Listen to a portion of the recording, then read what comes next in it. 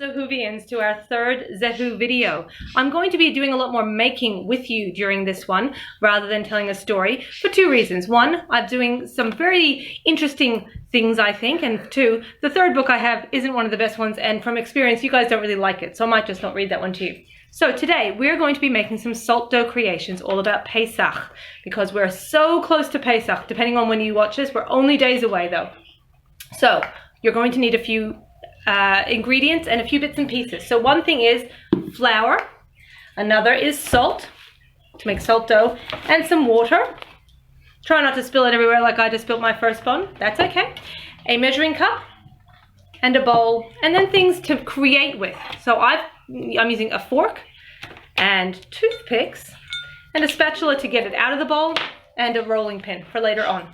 So to begin with, when we make salt dough, we use 1 amount of flour and exactly half of salt, and then it depends how much water. So I'm only going to make about a cup's, well, maybe about half a cup's worth of flour. Whoops-a-daisy. Or, well, that's 3/4 of a cup. See, it's up to the 3/4 of a cup. And as some of you know, I'm not actually going to be eyeballing, as I call it. Now about half of 3/4 worth of salt. Maybe to about 1/3 of a cup of salt. Yep, maybe half. And then we're going to mix that with our hands. I'm going to pass that to you, Miney. Can you just stand that up so it doesn't fall over? Thank you. Mix that with our hands.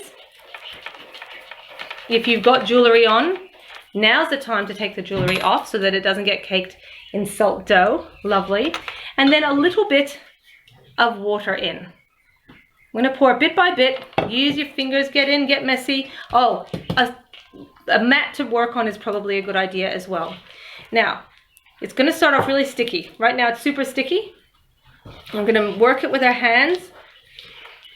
And this is where the spatula comes in very handy to scrape it off.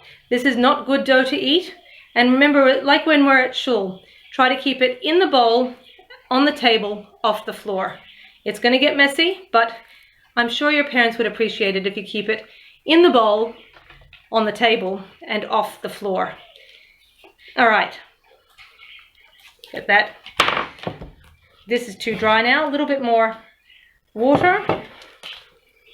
I'm not measuring the water because it's going to take however much it takes, and it depends on the flour you're using. It depends on the bag of flour I've found as well, not just the brand, exactly which bag you've just opened.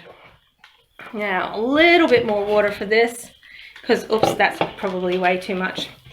Probably way too much. I probably made that, ugh, can you hear that? Really wet and sloppy, but that's okay. If that happens, no big deal. Just some more flour until it feels around about right. Now what we want is sort of a Play-Doh consistency, because what's really cool about salt dough is you can either bake it or you can leave it to air dry. And then you have items that you can paint and keep on decorating if you'd like. So I've turned that out. I've made a real mess of this one. And I have Miney sitting next to me having a bit of a laugh at me because I've made such a mess. But she's been involved in craft things with me before, so she knows. Now, when you're doing this, when you get it out of the bowl, if you can get that bowl into water straight away, it'll be a lot easier to clean later on. I'm not doing that right now, and I'm sure I'll regret that. So, now, do you see how this is coming together into a mass? Nice solid amount. So, this has made enough to do almost everything of what I'm going to show you in just a sec. But I'm going to split mine in half and share it with Miney. So you see how, when I do this, you can see the imprints of my fingers, and it's not actually going to stick to my hands though. See how that happens? It's leaving the imprint of my fingers. My hands are clean-ish. That one is. That is a good consistency. So I'm going to now give some to Miney, and she's going to do some of these things. So here's what we're going to do today. We are going to make the bits and pieces that go on the Seder plate. Not for your Seder plate, but for your own Seder plate, for you just for having around. So I took some of my spare and I flattened it out and I made my Pesach Seder plate. But what are we going to put on our Seder plate? Well, making that one flat, you can work that one out yourselves, I think. But we have got, I've made an egg. That's not a real egg. That's a salt dough egg to go on the plate. So you take that, to make that, you take some, roll it into a ball, and then make one end a bit pointier and one end a bit chunkier. Yep. And then we have an egg. Now, I've also made my version of celery. Now, I've painted these after they dried out in the oven. I painted these with watercolors. But to make the celery, I took some salt dough and I made it into almost a finger length, into a fat log. And then I actually did use my finger and I shaped it around my finger a little bit to make it like a piece of celery. When I dried it, by the way, I dried it upside down because when I dried it, when I laid it like this, eventually it flattened out again. And you can draw lines on it with a fork. Like, you know how celery has nice long lines on it. You can draw it with the lines of a fork or with your toothpick. You can drag that down and make lines. And when that dries, you can paint that green and you've got a piece of crunchy celery. Then, for the lettuce, I used lettuce. I made a leaf shape, again using the paint afterwards, and I tried to make it look like lettuce. You might do a better job than me. I'm not too unhappy with that because you can't make it too thin, otherwise it's just not going to work. So, for that, make a leaf shape. So I made a sort of a ball, give it a pointy end on one end. That will be the bit where it grows out of the ground, yeah? Make it as thin as you feel like. That's entirely up to you. And then take some little bits and make it really, really thin. You don't want to work this too fast because if you do too fast, it ends up doing that and flopping around on itself. But if you do it nice and slow, yeah, as thin as you can make it, you can then lay that down. You don't have to press it too hard. When you bake it, it attaches really well. There's a spine and some of the ribs that go on. When you look at a piece of lettuce, if you've ever held a piece of lettuce up to the light and you can see that sort of shape, yeah. And so when that dries out, again, paint that green. Cool. Now for the horseradish, I've always been lucky enough to have fresh horseradish rather than from a jar, and it's always the root of it. So when it's peeled, there's this white, and I made sort of matchstick shapes to represent the horseradish for the bitterness. All right. So I tried to make my little log to begin with, and using 2 fingers on either side, tried to make it a bit kind of square in profile. It's a bit hard to get that very thin, but once you have a nice long length of it, and you do the best you can to it. Sorry about the interruption. That was an SMS coming in. Hopefully no more of those while we're doing this. So, finishing off the horseradish root. Going to make my nice long piece kind of square, and break it up into pieces. And when people say to you, but what's that on your Seder plate that you've made? You say, well, it's horseradish root. Have you only ever had it from a jar? Oh, well, this is what it really looks like when it comes out of the ground. You'll impress people terribly. So I made 3 of them because I couldn't really be bothered making any more. And I think that's plenty because it is quite strong too. You wouldn't have a lot on your Seder plate. Next up, we have the lamb's shank. Well, it's actually just, I made it in the shape of a dog biscuit because we're vegetarian, as some of you know, and so I don't really know what a lamb's bone looks like. So I made it like that, and then I painted it with a little bit of brown, a little bit of yellow to try and make it look like a roasted bone. So to make that shape, and take our lump, yep, roll it between your hands a bit, and then we're going to roll it in the middle to make almost like a number 8 figure, and pinch it. So you've got a lumpy bit on one end, lumpy bit on the other, and a sort of narrow bit in the middle. And then we're going to make it into a bit of a heart shape on one end, bit of a heart shape there, and the same here, bit of a heart shape here, and we have a bone shape. So hopefully you can try and do that too. All right? So this is how it's going to look, whoops, when it's done-ish. If I do that, they look like I've made them the same size. I didn't quite. There you go.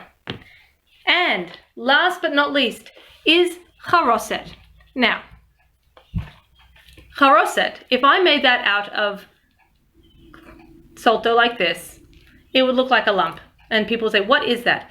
So have you heard of a deconstructed dessert at fancy restaurants where they take something and they make it into different layers instead of it all being together and they separate all the bits out? I have made a reconstructed charoset. And the main ingredient, as well as a bit of wine or grape juice and nuts, is of course apples. So I made a reconstructed one out of just made a little apple. All right? Easy enough to do. So to make the apple, start off with a round ball. Then I took my toothpick and I made a little bit of an imprint in the top and a little bit in the bottom, right? Because you know apples aren't perfectly round. They have a little bit of a top and a little bit of a bottom sort of dimple. Yep. Top and bottom, bigger in the top.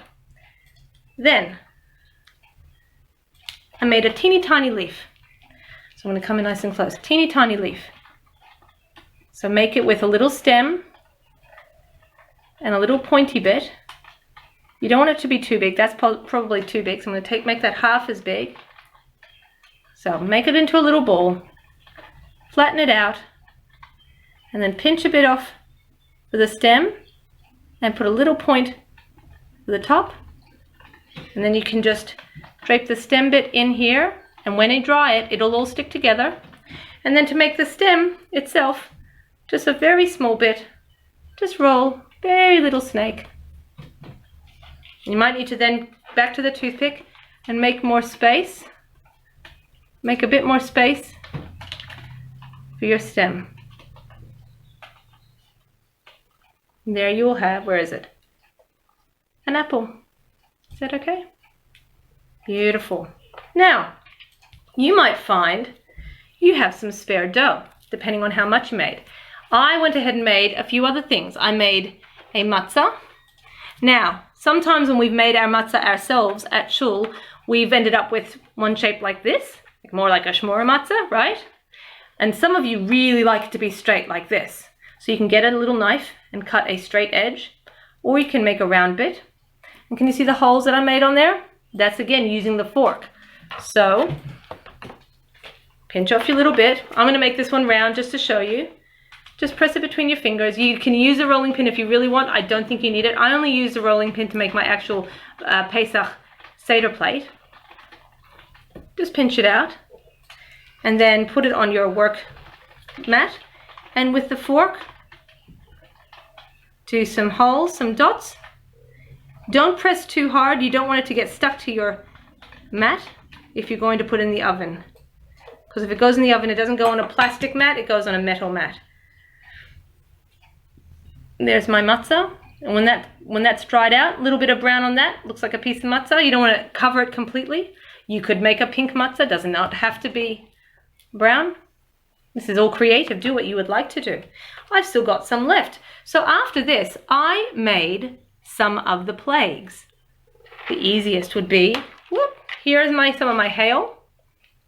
You can do those just by making different size balls. They don't have to be the same size. And if some of you remember that big hailstorm we had not that long ago, we had golf ball size hail. So if you wanted to, you could always do that nice and big. I made just one of the many, many lice. You see him? He looks a lot friendlier than I think lice should look. Now he was pretty fun to make. So you make your little ball. I made him a little bit round, a little bit oval. And I gave him 2 eyes with my toothpick. And then I broke a toothpick up. Just broke it. And gave him some legs. Just poke it in, not too far in. Yeah. Gave him 6 legs because, of course, being a louse, he has 6 legs. All right, I'm about to have a cat join us. It's all right if she does. I will just move her off. So here is a louse. And make sure you leave 2 dots for his eyes. Pardon me. Remember, we had Hamish come in before. The first one, now we've had Saoirse come in. And I made a frog. I'm a bit proud of this frog.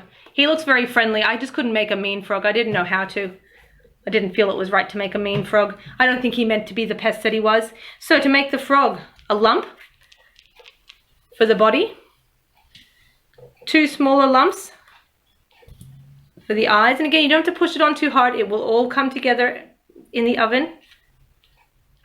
2 lumps for the eyes. And then the legs, I made nice long bit of snake. Now, if when you're doing this, it takes you a whole lot longer, you can keep your lump of clay, dough in an airtight container, and it'll last for quite a long time, like as in a couple of days. And then when I had this, I broke it into 2 identical length pieces and just draped it over. I don't know if you can see, where can I put this so you can see this? Right here. Draped it over. Now his legs are way too long. That's ridiculously long. So I'll pinch them off a little bit. And to give him little toes, I just used my toothpick again and pressed in, pressed in, pressed in, pressed in. And I will pick him up. Oh, his leg fell off. Sorry. You see his little toes there? And of course, for his eyes, little holes for his pupils and a little smile. Because like I said, I couldn't make a mean one. And here's him finished. And I also made a sick cow. I painted him green to show he was sick, and I gave him a frown. So to make him, ready? Or her. So you want to make a lump again, and then start making a little snout shape and ears. I'm going to do this shape facing me because I found that easier. I'm going to turn around to show you. So, little snout and ears. Leave a nice big head space too. Now again, the eyes, you can do the eyes now. I reckon you can work that out pretty quickly. Just make a little balls. Press them on. And so for the horn, think of the shofar. So I made 2 very similar shaped balls and then rolled it into a bit of a short sausage and then a pointy bit at one end and curved it. Press it on, and exactly the same thing again for the other side. And if one's a little bit bigger, you just fiddle with that.